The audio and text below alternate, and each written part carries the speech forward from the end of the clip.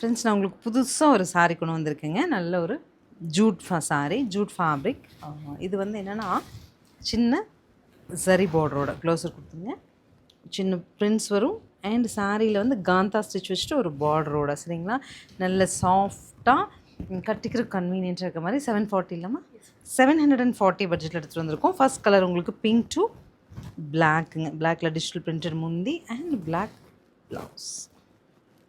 அழகாக இருக்குது இல்லையா?